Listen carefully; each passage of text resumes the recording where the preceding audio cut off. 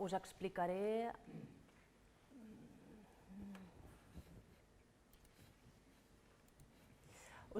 el que hem estat fent en diversos àmbits a nivell de l'ADB, sobretot referent a control biològic i conservació de marges. Primerament, suposo que ja tots coneixeu una miqueta, però una breu explicació del que són les ADBs, en el meu cas, l'Agrupació de Defensa Vegetal del Baix Maresme. Les ADBs són entitats creades l'any 83, estan regulades mitjançant un ordre de la Generalitat i econòmicament estan financiades mitjançant les quotes que paguen els propis associats, els pagesos que estan associats a l'ADB, i rebem una subvenció de l'administració de la Generalitat de Catalunya. En el nostre cas, l'ADB del Baix Maresme es va crear l'any 85, és una de les primeres, juntament amb l'ADB de l'Alt Maresme.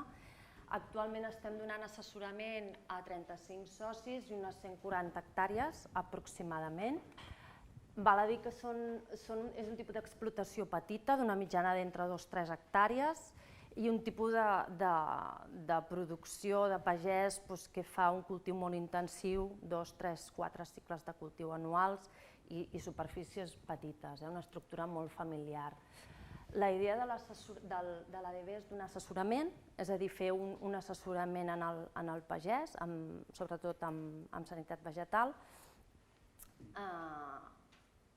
i l'objectiu final és, fan visites periòdiques a camp per donar aquest assessorament, l'objectiu final és aplicar la gestió integrada de plagues.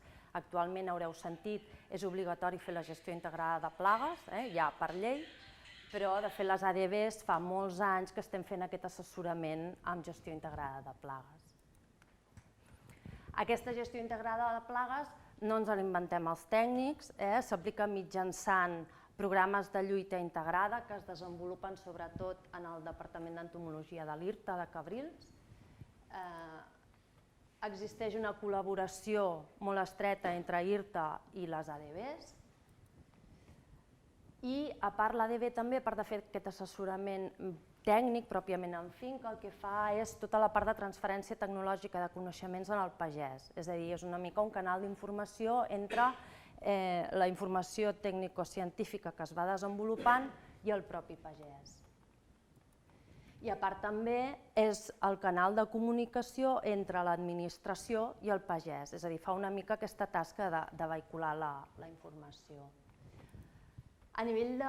us parlaré ara, em centraré en la tomaquera, en l'àmbit de la tomaquera, que és una mica el cultiu estrella. El cultiu de tomaquera és un cultiu que té molta problemàtica fitosanitària, és un cultiu car de produir i aleshores sempre és bastant el cultiu estrella a nivell de pagès. Aquí us poso una mica els cicles de cultiu de tomaquera que es fan. Entre febrer i juliol es fa el cultiu de tomaquera primerenc, que és més o menys entre febrer i juliol, és sota hivernacle, aquí està il·lustrat una mica el cultiu protegit. Entre abril i octubre es fa el cicle de tomaquera d'aire lliure i entre agost i desembre es fa el cicle de tomaquera tardà, que també és protegit, també és amb hivernacle. El que vol l'esquema il·lustrar una mica és com es solapen tots els cicles de cultiu, és a dir, es van solapant els cicles de cultiu des de primerenc fins a cultiu tardà. Per tant, podem dir que des de febrer fins a desembre tenim, a nivell d'espai i temporal, tenim cicle de tomaquera. Què significa això? Doncs que tant sigui plagues, tant siguin amics naturals, s'aniran passant, es van solapant entre diferents cicles de cultiu. També cal dir que el cicle protegit de tomaquera, els hivernacles mediterranis en general, són sistemes molt oberts. Vol dir que tota la fauna, tant plaga com enemics naturals, hi ha intercanvi constant entre fora i dintre d'hivernacle. I això veurem que és important, sobretot de cara a tot el tema d'enemics naturals. Aquest esquema intento resumir quin ha sigut, no sé per què queda tallat això, l'evolució del control integrat al Maresme i pretén resumir què ha passat durant els darrers anys tant a nivell de fauna auxiliar com a nivell de noves plagues o nous patògens. Des de l'any 87 que es va començar a treballar amb Encàrsia formosa, que és un parasitoid de mosca blanca, fins a entrada de noves plagues. El 88 va entrar trips, després el virus del bronzejat associat al trips, després a nivell de fauna auxiliar es va canviar Encarsia formosa, es va canviar, es va hiperparasitar per Engarcia per Gandiela, és a dir, com ha anat canviant a nivell de fauna auxiliar i de plaga. Em centraré en Macrolophus pygmaeus, que des de l'any 94 s'hi està treballant, ja us han explicat, és un depredador polífag, per tant és molt versàtil a l'hora de controlar plagues, i vaig a centrar-me una mica en aquest depredador. A nivell d'hivernacle, la inoculació d'aquests mírids, de Macrolophus pygmaeus, dintre d'hivernacles, el llindar d'intervenció que estem treballant amb els protocols és d'un adult de mosca blanca per planta, comptant 30 plantes del perímetre de l'hivernacle, amb 3 fulles superiors. Això són protocols que estan en les normes tècniques de la producció integrada, són protocols que són públics, és a dir, que si els voleu consultar hi teniu accés, i això és el llindar d'intervenció, vol dir que a partir d'aquest llindar és quan es comença a intervenir a nivell de control d'inoculació de Macrolophus pygmaeus. Aquest llindar és el que està establert, però això és variable. Hi ha alguns supòsits en què aquest llindar es pot variar. Un és si existeix una altra plaga. Aquest llindar veieu que està referenciat a mosca blanca, però si abans de tenir mosca blanca jo tinc alguna altra plaga, tuta absoluta o alguna altra plaga, puc baixar aquest llindar i intervenir abans.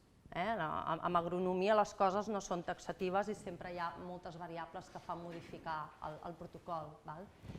I també pot variar segons l'historial de la finca, cas, per exemple, de nous socis que entren a les EDBs. Normalment quan entren en una EDB sol ser perquè venen amb una problemàtica associada que no han pogut solucionar per X motius, per tant significa que l'historial d'aquest pagès ja ve carregat i per tant ja ve amb una plaga amb més població del compte, diguéssim.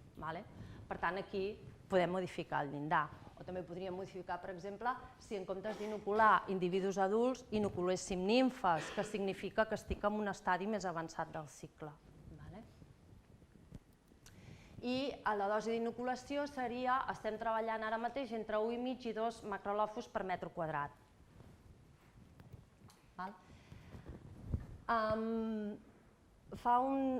L'any 2014 el que vaig fer, o vam fer a l'ADB, va ser aquests Macrolophus que estàvem inoculant dintre dels hivernacles, fer una mica de control de qualitat del Macrolophus que estàvem comprant a nivell comercial. El que vaig fer va ser de Macrolophus comprats la mateixa setmana de 2 empreses diferents, aquí teniu referenciat empresa A, empresa B.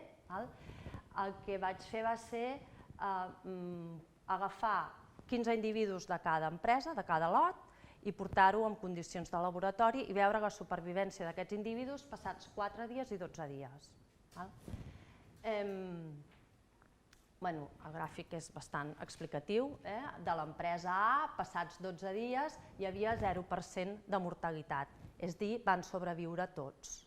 En canvi, de l'empresa B, passats 12 dies, hi havia un 82% de mortalitat, és a dir, només havien sobreviscut un 18%. Per tant, aquí veiem una diferència important entre Macrolophus comprats de 2 empreses diferents. En vista d'aquests resultats, el que vaig fer va ser, amb comandes posteriors, vaig agafar de 3 setmanes consecutives individus de 3 enviaments diferents.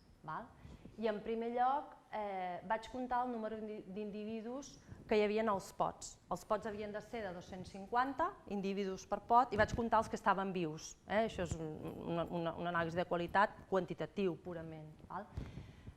Dir-vos que l'enviament 1 i el 3 són de la mateixa empresa A, són de la mateixa empresa i que aquestes 2 empreses són les mateixes del primer exemple. Veieu, els enviaments 1 i 3, que són de l'empresa A, tenien més número d'individus que els que hi hauria d'haver. I en canvi l'enviament 2 n'hi havia menys, n'hi haurien d'haver 250 i vius n'hi havia 160. Fixeu-vos, l'enviament 3 n'hi havia 325, és a dir, que aquest també hi havia més del compte. D'aquests 3 enviaments vaig agafar 10 individus de cada enviament i els vaig posar en condicions ambientals, ja no estaven amb càmeres, sinó en condicions ambientals, amb aigua i aliment, i vaig mesurar la supervivència als 4 i 6 dies. I aquí veieu que ja passats 6 dies, per exemple, si ens centrem en aquesta dada, hi ha bastanta disparitat amb els resultats. Fins i tot amb la mateixa empresa, l'empresa A, l'enviament 1 i l'enviament 3 de l'empresa A, d'una banda tinc un 20% de mortalitat i de l'altra tinc un 70% de mortalitat. En el pitjor dels casos, l'enviament 3, que fixeu-vos, tenia molts més individus vius dels que hauria d'haver tingut, però clar, tinc un 70% de mortalitat, amb la qual cosa passats 6 dies, dels 325 em queden vius menys de 100. Què vol dir tot això? Tingueu en compte que això són petits contejos, petits assajos de control de qualitat a nivell de camp, és a dir, això no estic dient que totes les comandes no tinguin una qualitat com caldria, però sí que a mi això és el que m'ha passat a nivell de camp, és un control de qualitat a nivell de camp. Per tant, què vol dir? Que quan jo estic inoculant macrolòfos dintre dels hivernacles, realment no sé quina quantitat de macrolòfos estic inoculant, perquè puc tenir valors molt dispars. És a dir, que jo estic comptant que estic inoculant un número d'individus, però que a l'hora de la veritat realment no ho puc garantir, això. Us he de dir que aquestes mostres de macrolòfos eren d'un pagès que tenia diferents hivernacles, que es van inocular cada enviament amb un hivernacle diferent, perquè funcionaven per sistemes aïllats. Ell va acabar cicle de cultiu amb macrolòfos amb tots els hivernacles. El que sempre parlem i sempre sospitem és que les inoculacions comercials el que fan és una mica d'efecte placebo i que realment el que permeten és que el pagès tracti molt menys amb insecticides i que per tant això permet entrada d'enemics naturals espontanis que estan en la zona. A nivell d'aire lliure ja no inoculem, sinó el que fem és conservació, conservem els depredadors que existeixen de manera natural. El seguiment és diferent, es fa un recompte de 7 fulles superiors en 14 plantes i en aquests recomptes es compta tot, nivells de mosca blanca, nivells de tuta, ous, larves de lepidòpters i també recompten diferents espècies d'enemics naturals, Macrolophus pygmaeus entre ells, però també Dicifus tamanini, Nesidiocoris tenuis, tant adults com nimfes de cada espècie. I també el protocol està publicat en les normes tècniques de la producció integrada. Aquí, si agafem dades de diferents anys, quan mirem la composició d'espècies al llarg dels anys d'aquests mírits depredadors, veiem que ha variat. De l'any 1990 al 99, del 90 al 99, s'han invertit les proporcions d'espècies de Dicifus tamanini i Macrolophus pygmaeus. Al 90, majoritàriament, el 80% era Dicifus tamanini i menys del 20% era Macrolophus pygmaeus. I en canvi, al 99, les proporcions s'inverteixen. Hi ha molt més Macrolophus que Dicifus tamanini. El motiu d'això no ho sabem, és senzillament que les poblacions s'han invertit.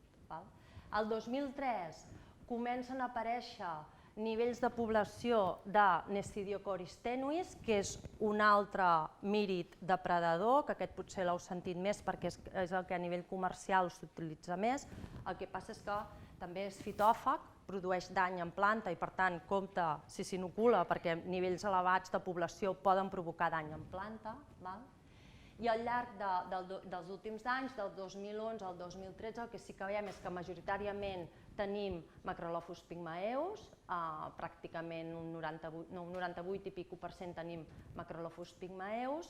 Dicifus tamanini és molt residual, un 1% és Dicifus i un 2,8% és Nesidiocoris tenuis. És a dir, que majoritàriament tenim Macrolophus, però sí que observem que Nesidiocoris tenuis té un lleuger augment.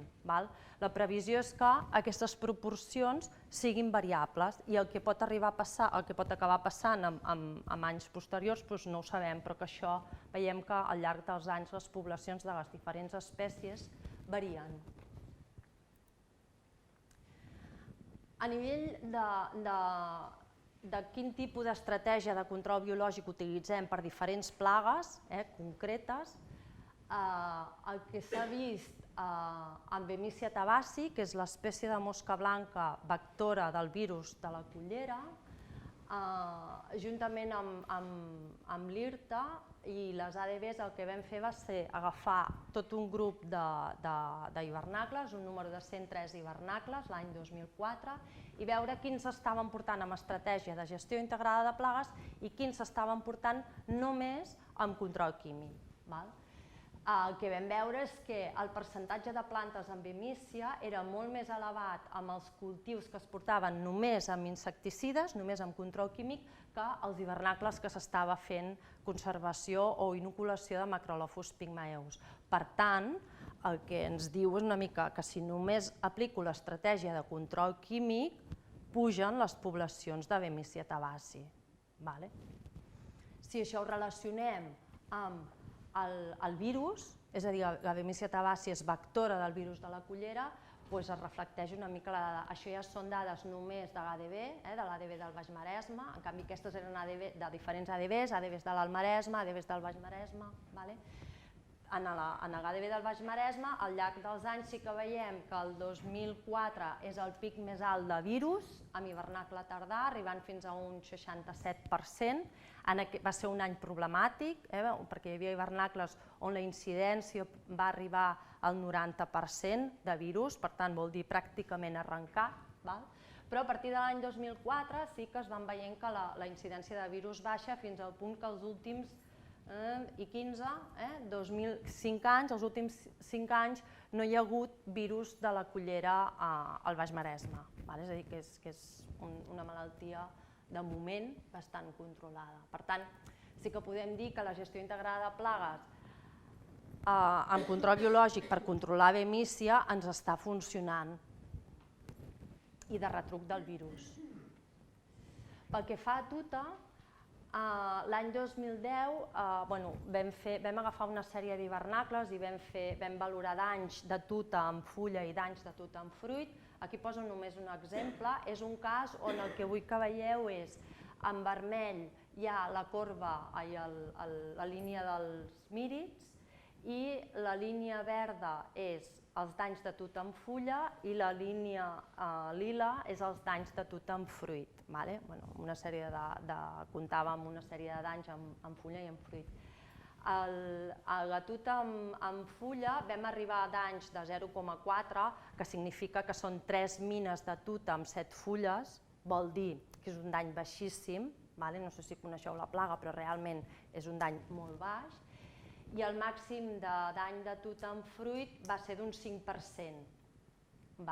Aquí es mesuraven fruits petits, fruits de diàmetre de 4 centímetres, i 5% d'aquest tipus de fruit també es considera un dany força baix.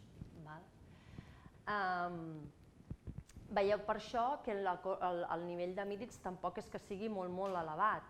Aquí a dalt teniu els punts, d'aquests punts de color blau fort, són els tractaments que va fer el pagès amb Bacillus thuringiensis, que és un insecticida biològic. Per tant, un camp de l'aire lliure amb nivells moderats de mírids, de Macrolophus pygmaeus, i relativament pocs tractaments de Bacillus thuringiensis permeten controlar tuta fins que no hi hagi danys pel pagès. Aquesta és l'evolució del tipus de control de plagues, bé sigui control químic o gestió integrada de plagues, en el total de parcel·les de l'ADV. És a dir, aquí hi ha tant parcel·la d'hivernacle com d'aire lliure, tot junt els últims anys. I veieu una mica l'evolució, ara ja tothom està fent gestió integrada de plagues. Què contemplo aquí o què considero gestió integrada de plagues? El pagès que està fent aplica control biològic.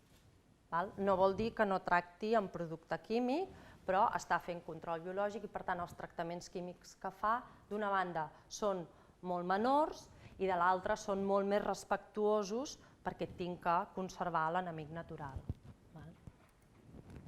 A nivell de marges i de conservació dels enemics naturals, Hem treballat bàsicament amb dues espècies, Ononis natrix i Calèndula officinalis, per conservar Macrolophus pygmaeus. Ononis la vam descartar perquè és una planta més problemàtica a nivell de reproduir-la, no es reprodueix bé per llavor, s'ha de fer d'esqueix, costa avivar-la, per tant, diguéssim que no és pràctica treballar amb ella, i la que és més versàtil i molt més fàcil treballar-hi és Calèndula officinalis. Val a dir que això ja ho apuntava la Núria abans, és que quan tenim marges instal·lat a la finca d'un pagès hem de tenir molt clar que s'ha de conservar el marge i s'ha de treballar el marge també, és a dir, no puc posar el marge i ja està, s'ha de mantenir el marge, s'ha de regar, hi ha un moment en què s'ha de podar, és a dir, és una feina suplementària però que a poc termini em suposa un estalvi de feina. Hi ha diferents estratègies amb què hem fet proves amb la calèndula, una és de tenir marges més o menys permanents al costat dels hivernacles o bé dintre per conservar els enemics naturals. L'altra estratègia seria utilitzar-les per fer de pont entre cicles de tomaquera de diferents cultius, primerenc tardà o hivernacle primerenc, hivernacle tardà.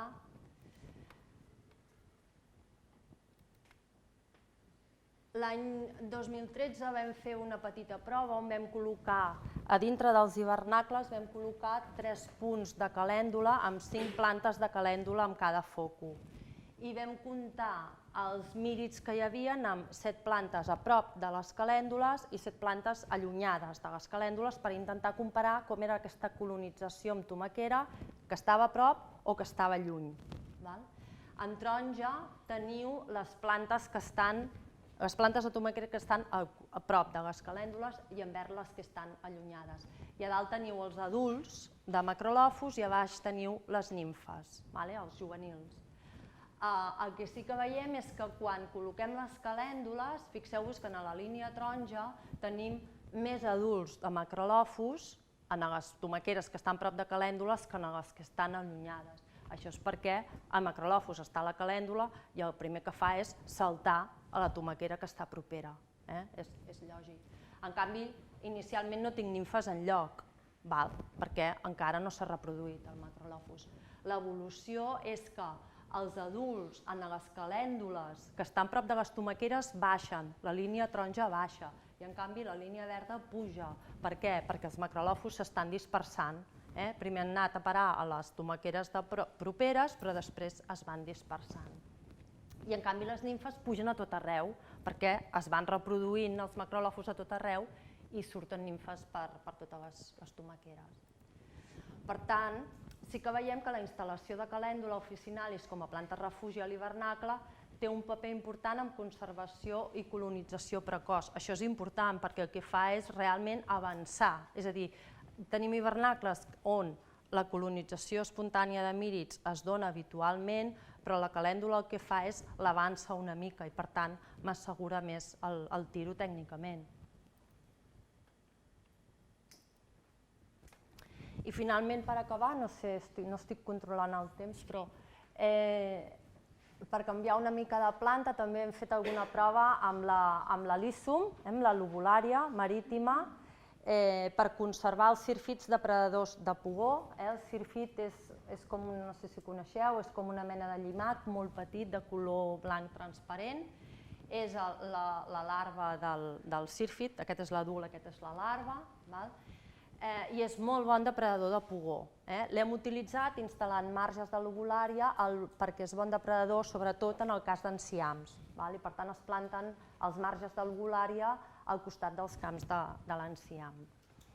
Vam fer una petita prova amb les lobulàries amb marges i el que vam fer va ser valorar, comptar quantes visites de sírfids hi havia en les lobulàries durant 3 minuts. És a dir, col·locàvem davant de les lobulàries i durant 3 minuts, que són llarguíssims, comptàvem quin número de sírfids anava a visitar la calèndula. Al llarg dels mesos de primavera vam veure que van començar les visites al mes de juny i el màxim era a mitjans de juny i després oscil·la les visites de sírfids. De l'assaig d'aquest, ara veureu algunes dades que no vam poder treure masses conclusions. Penseu que això són assajos també una mica fets a nivell d'ADB, és a dir, que no tenim resultats normalment molt concloents.